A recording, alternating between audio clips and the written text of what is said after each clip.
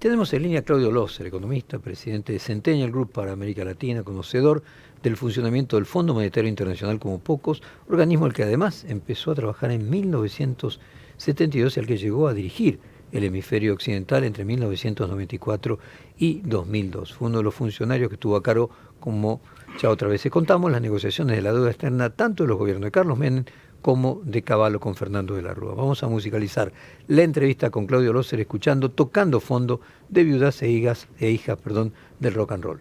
Muy buenos días, Claudio Loser, que los saluda. Un placer hablar con usted nuevamente. Nos sorprendió a todos aquí con esta idea que coincidía con Cristina Kirchner, así que me gustaría que la explicara en extenso para nuestra audiencia. Sí, o sea, el hecho de que estaba de acuerdo respecto del tema de la deuda no quiere decir que esté de acuerdo con los principios generales de ella, pero en este caso la han asesorado bien. Evidentemente el presidente dice no hay aumento de deuda, porque no hay aumento de deuda para el gobierno, y hay, digamos, una reducción en lo que le debía el gobierno al Banco Central. Pero tenemos que decir lo siguiente: el Banco Central es, a los fines financieros, parte del gobierno, ¿sí? Exacto. Usted me interrumpe cuando piensa clarísimo. Que me estoy yendo por las ramas, por favor. Lo seguimos con la atención. Bueno, el Banco Central y el gobierno en la parte financiera de deuda van juntos, y eso es lo que el fondo analiza. Por supuesto, hay todo un tema de si hay una contraparte que es la expansión monetaria, que ahora no existe, pero tienen que integrarse los dos. El fondo lo considera así, los analistas financieros lo consideran así, y entonces la reducción de deuda con el Banco Central, eso es puramente contable.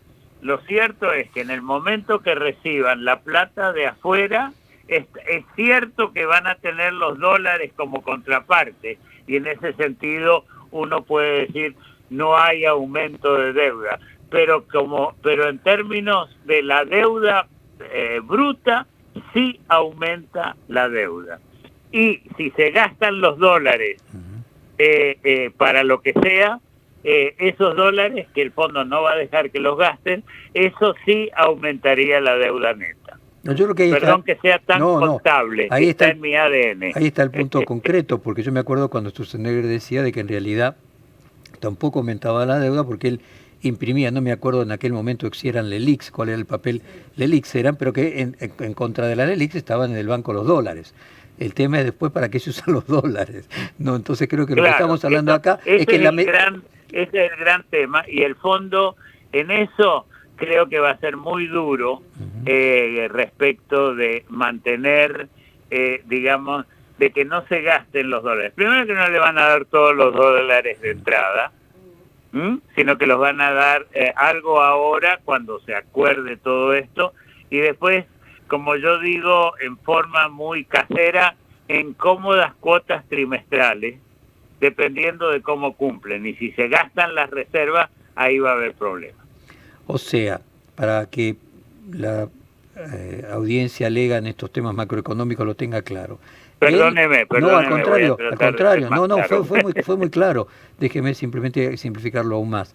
Con toda simplificación siempre es un reduccionismo, pero bueno, tratando de hacerlo. En la medida que los dólares no se gastan, el gobierno tendría razón de que la deuda no aumenta, porque quedan los dólares allí y está la contraparte. Se pueden devolver los dólares y cancelar la deuda. Entonces el tema central en la aprobación del DNI es que quede claro que no puede gastar esos dólares.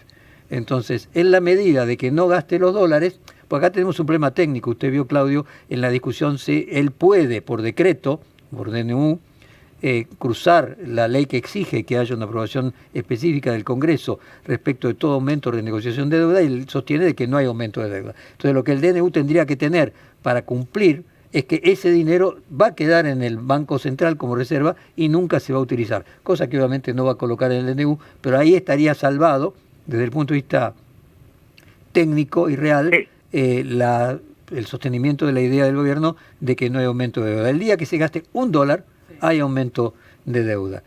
Y otro punto que me parece interesante que usted nos ayude a entender es, bueno, finalmente, si fueran para eso no servían para nada, porque no se podían usar. Entonces, concretamente, no tendría lógica un crédito que es para no usar, ¿no? Bueno, el tema es el siguiente. La Argentina tiene unas reservas bajísimas. Las reservas, como las ve el fondo y como la ve la mayoría de los países, no voy a decir los de Estados Unidos, es para situaciones de emergencia. Claro. Digamos, si hubiera una situación, una Bahía Blanca multiplicada por 10, exacto, por supuesto ahí tendría que verse. Si hubiera, o incluso por el mismo monto, si hubiera una caída en los precios internacionales, sequía, y hay que compensar, entonces sí se entiende. Pero para intervenir en el mercado cambiario, para que haya poca diferencia entre los dos tipos de cambio, eso es donde el fondo y la gente más técnica diría que no es lo correcto. Ahora, la lógica implica, de sentido común, Claudio, que una parte del dinero que verá será para pagar la propia deuda con el fondo, lo que sucede habitualmente, y que si hubiera lo que se llama vulgarmente fondos frescos, es decir, algún adicional sobre lo mismo que se va a utilizar para cancelar, tendría que tener algún fin. Como usted dice, puede ser un fin solamente para usar en casos de X, pero tiene que tener un fin, porque si no sería ridículo pagar intereses para que no haya fin. Y aquí quiere sumarse Elizabeth Pejer. Sí, Claudio, buenos días. Yo no sé si la pregunta ahí en lo que plantea Jorge, es que está tan claro si está cerrado el acuerdo cambiario. Me parece que el problema está ahí, ¿no? Porque no está cerrado con lo que pide el fondo con lo que quiere hacer el gobierno. Y eso hace que se anuncie en este DNU un esquema básico que no tiene monto, no tiene forma en que se va a devolver, más allá de expresar puntualmente que se va a utilizar para comprar letras intransferibles del Tesoro. Sí, evidentemente eso es correcto. La verdad que yo a veces me pierdo un poco en términos de estas cosas. Uno puede hablar, y quizás me estoy yendo por las ramas, puede hablar de todo esto, de que las letras intransferibles y todo eso, pero a los fines prácticos, cuando alguien lo ve de afuera, cuando alguien lo ve de afuera va a decir, bueno, no, los dólares tienen que estar porque el país está muy, muy frágil. El fondo le está dando recursos de a poco. La idea es que, digamos, vaya mejorando su política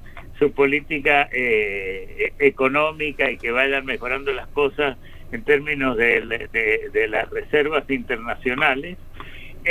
Y esto le da un sello que permite que haya desembolsos que sí pueden ser utilizados de parte del Banco Mundial, del BID, e incluso financiamiento de del mercado privado, claro, si empiezan a negociar.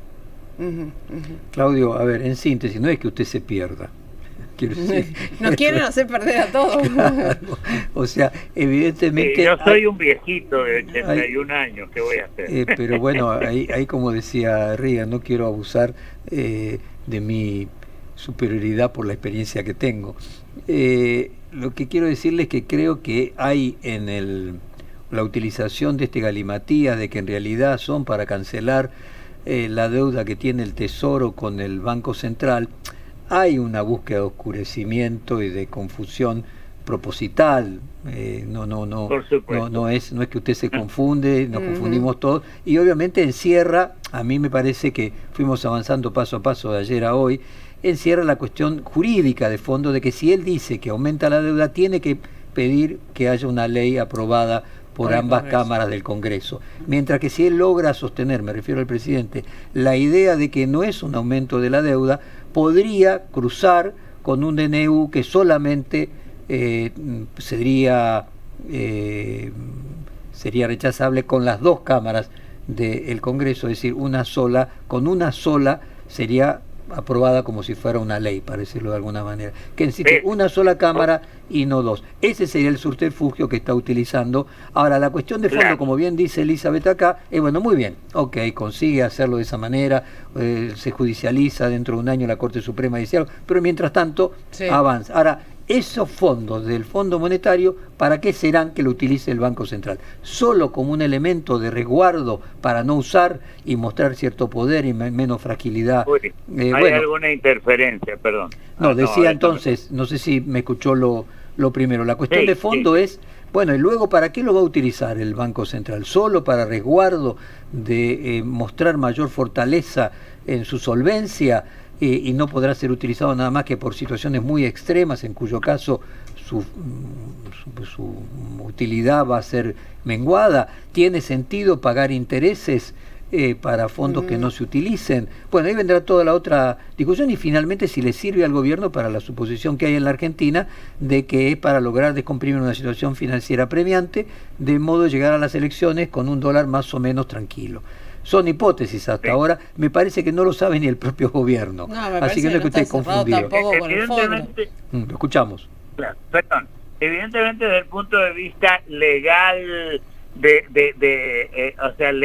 legalista, sí tiene razón. El gobierno no aumentó su deuda porque no mete el Banco Central. Quiero aclarar una cosa. El gobierno, o sea, el Banco Central invierte estas reservas, no es que estén guardadas en el Banco Central, las invierte en bonos del Tesoro de los Estados Unidos y otro más. Así que en términos de pago de intereses, esa parte no me preocupa mucho, pero evidentemente hay acá un uso, no sé si se usa la palabra leguleyo, pero es un uso muy legalístico acerca de este tema de por qué se usa el DNU y no la ley. Pero yo soy un simple economista, no pertenezco a la clase alta de los abogados. Claudio, la tasa de interés de los bonos ¿es igual que la tasa de interés que se le paga al fondo? Tiene que haber una pequeña diferencia. Hay algo más porque porque la Argentina debe mucho, pero digamos la tasa de interés real va a ser de 2 o 3% a mi juicio. Bueno, pero de cualquier forma, ¿no? Digamos, finalmente... No, costar cuesta.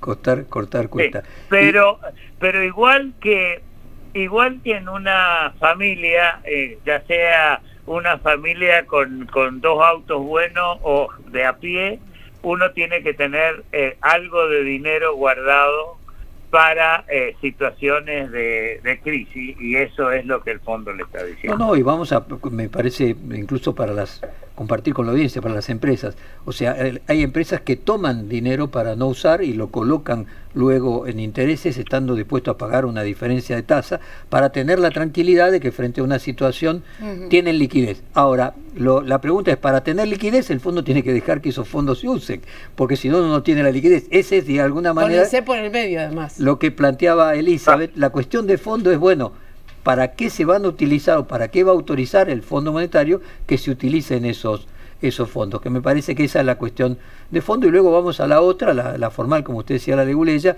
de que el día que se usen, la deuda aumenta. Entonces, el día que se usen, el gobierno tendría que pedir autorización al Congreso, o para usarlos el gobierno tendría que pedir. Ese sería el otro planteo. Bueno, mientras no se gasten, no alcanza con un DNU. El día que se gasten, el gobierno va a tener que pedir autorización al Congreso. Todo un galimatías técnico, como mencionábamos recién, pero bueno, muy interesante poder analizarlo. Una pregunta final. ¿Qué lío está armando Trump? ¿Cómo lo ve usted en Estados Unidos, esta situación de desastre comercial que se está produciendo dentro de Estados Unidos y con las repercusiones en todo el mundo? Tengo que tener cuidado que no me escuche, porque en una de esas me expulsa del país, pero es un desastre. O sea, él y Musk están haciendo un manejo totalmente irracional de la economía. Esto se ha visto reflejado en las bolsas, que no solo pega a los ricos que tienen, o a la clase media que tiene inversiones, sino acá en los Estados Unidos a todos los que están en un fondo, los que tienen plata para su jubilación, etcétera. El tema tarifario va en contra de todos los que los empresarios y los economistas dicen que hay que hacer, y encima con gran incertidumbre porque cambia de opinión cada 48 horas. Así que es una situación que en mi tiempo que llevo viviendo acá en Washington, más de 50 años, nunca he visto de esta manera. No sé si decir qué suerte que a alguien malo le vaya mal, estimado Claudio. Le agradecemos su tiempo y su generosidad siempre dispuesto para con nosotros, y le mandamos un fuerte abrazo. Bueno, y muchas gracias por la paciencia que me tienen y por traducir mis comentarios. Al contrario, va a ser un gran placer hacerlo siempre. Hasta pronto. Bueno. Y se nos acabó, terminamos de hablar con Claudio Loser, ex presidente, director del hemisferio sur, del hemisferio occidental, del Fondo Monetario Internacional.